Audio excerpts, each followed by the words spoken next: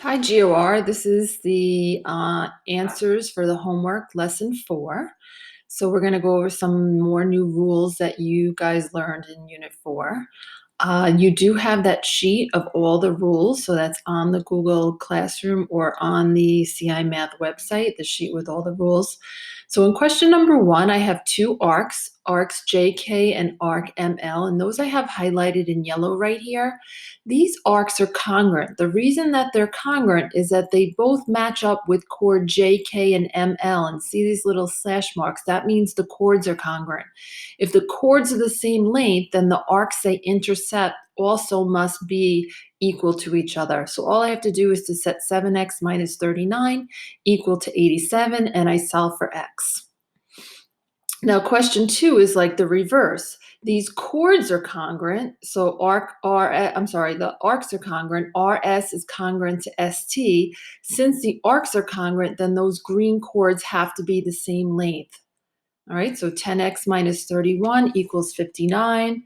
I add 31 and I get 10x equals 90, and I divide by 10 and x is 9. All right, if we're looking at the second page, question number 3. I know that the chords are congruent, so A, B, and C, D are marked equal. That makes the arcs congruent. Since the chords are congruent, the arcs are congruent. Arc CD is congruent to arc AB. Now, this one is a little bit trickier than the one on the first page because you actually don't know what all the arcs are. You know arc AB right here is 3x minus 21. That's because it's congruent to arc CD, and arc CD was also 3x minus 21. So the arcs are congruent because the chords are. This arc right here, AD, is 85, and this arc right here is 31. All 4 of these arcs form a complete circle, which equals 360 degrees. So I'm going to take all 4 arcs, the 2 green ones plus the 85 and the 31, and set it equal to 360, and I'm going to solve. So I add 13x and 13x is 26x, negative 21 and negative 21, and positive 85 and positive 31 is positive 74. I subtract 74 from 360, and I get 286. And then I divide by 26 and I get x equals 11. In problem 4, I know that DE is congruent to GF. Those are the blue chords right there. And I know that HJ equals 3x plus 20 and JI equals 15x minus 64. Now, those are the ones I have highlighted in yellow. I mark them equal to each other. If the chords are congruent, that means that they have to be the same distance from the center of the circle. So HJ would have to be congruent to IJ. So all I'm doing is setting 3x plus 20 equal to 15x minus 64.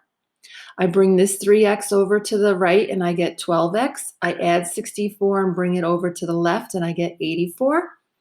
I divide by 12 and I get x equals 7.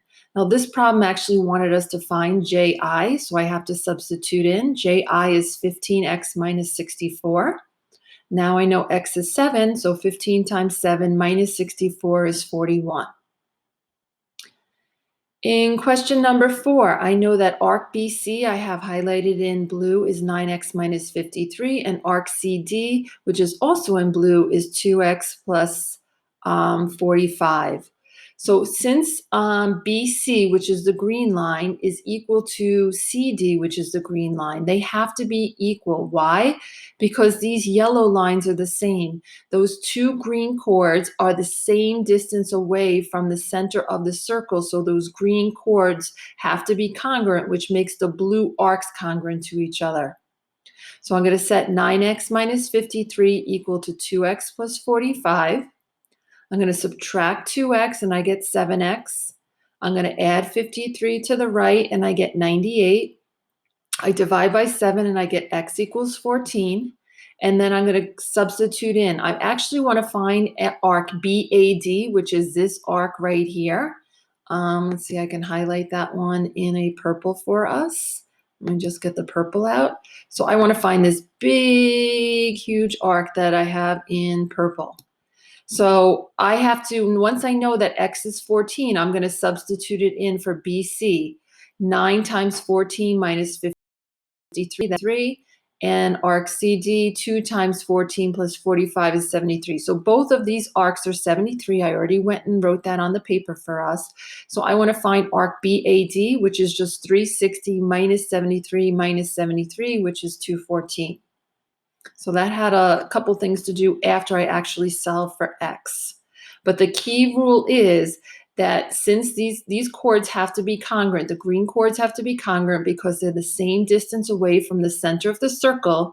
And if they're congruent, then the arcs are congruent. So I did that up here. I was setting those two arcs equal to each other. The 9x minus 53 and the 2x plus 45, those are equal to each other. And that's how I initially find X.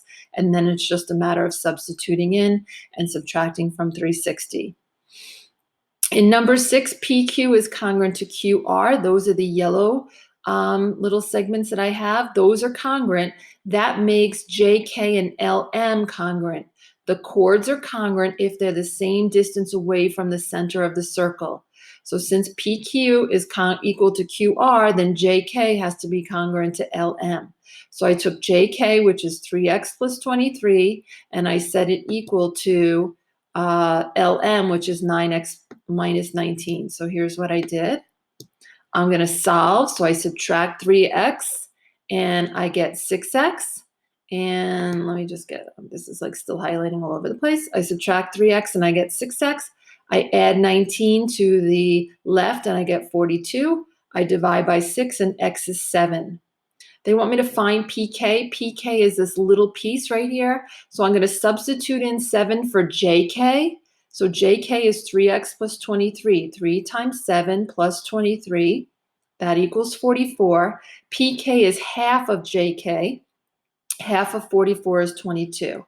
The reason why I know it's half, if you have a radius that's perpendicular to a chord, then it also bisects the chord. So that was another rule that we learned. There's lots of rules, but they're all on that rule sheet for us.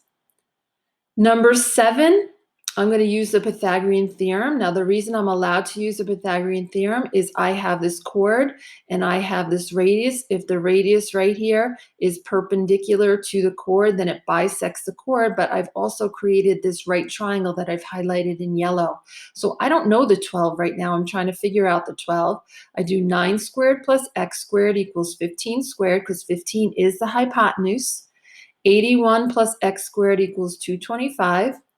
I subtract 81 and I get x squared equals 144.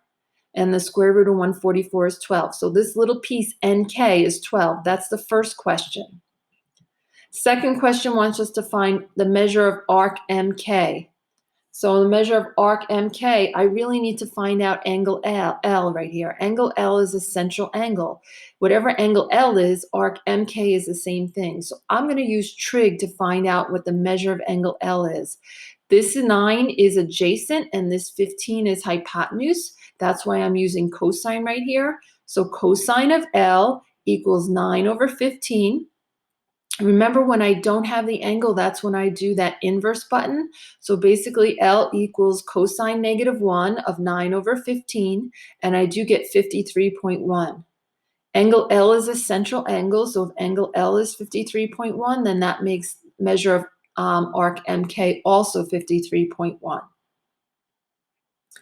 All right, and number 8, the last one, YU is equal to YV. So those are these little yellow segments that I have highlighted for you right there. Okay, so YU is equal to YV, that's in yellow. ST equals 16, and the measure of RQS is 34. So ST is the chord, that's 16. So ST is going to be equal to QR if the two chords are the same distance away from the center of the circle, and they are because I know that YU is equal to YV.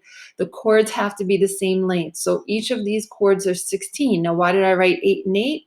Because if you see the radius on each of them is perpendicular to the chord, that means it bisects the chord. So if the whole thing is 16, this part's 8 and this part's 8. So if the radius bisects the chord, ST is 16. So SV is 8 and VT is 8. The chords are congruent, so QR is also 16. So that's going to answer a couple of questions down here. QU is 8. QR is 16. The measure of arc ST is 114. And let's see what I did down here. So the arcs I have in blue, arc SXT and arc QWR, they are equal to each other because the green chords are equal to each other. And those two arcs in blue plus the arc that's 34 and the arc that's 98 form a complete circle. So 360 minus 98 minus 34 is 228. But that's to split between the two blue arcs. So I take half of that is 114. So that's how I get arc ST to be 114 and arc QR to be 114. And then the measure of XT is going to be 57. So XT is this little piece right here. So this radius also not only bisects the chord, it bisects the arc, and half of 114 is 57. Okay, and those are the answers for the lesson 4 homework.